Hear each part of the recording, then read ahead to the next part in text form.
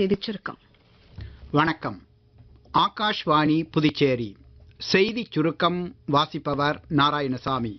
பிரதமர் திரு நரேந்திர மோடி இன்று இரவு 8:30 மணிக்கு நாட்டு மக்களிடையே உரையாற்ற உள்ளார்.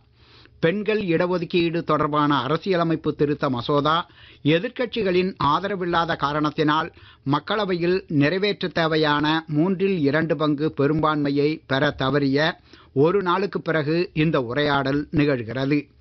தொகுதி மறுவரை வாயிலாக பெண்களுக்கு இடஒதுக்கீட்டை செயல்படுத்துவதை மையமாக கொண்ட இந்த முன்மொழியப்பட்ட சட்ட மசோதா நீண்ட விவாதத்திற்கு பிறகு நிறைவேறாமல் போனது குறிப்பிடத்தக்கது.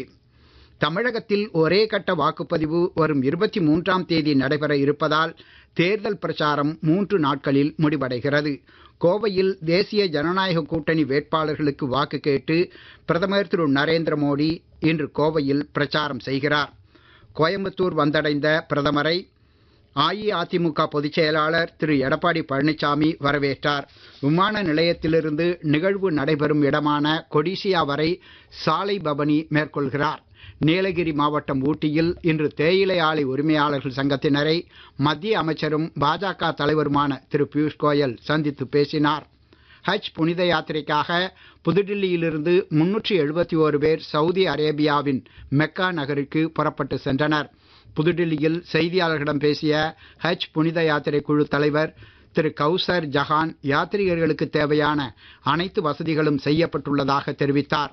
பாதுகாப்பாகவும் சுமூகமாகவும் ஹஜ் புனித யாத்திரையை மேற்கொள்ள மத்திய அரசு அனைத்து நடவடிக்கைகளையும் மேற்கொண்டுள்ளதாக திரு ஜஹான் கூறினார்.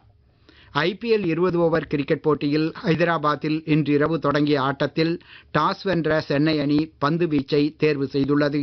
தொடர்ந்து ஆடும் ஹைதராபாத் அணி சற்று முன் வரை 6 ஓவரில் 2 விக்கெட் இழப்பிற்கு 75 ரன் எடுத்திருந்தது.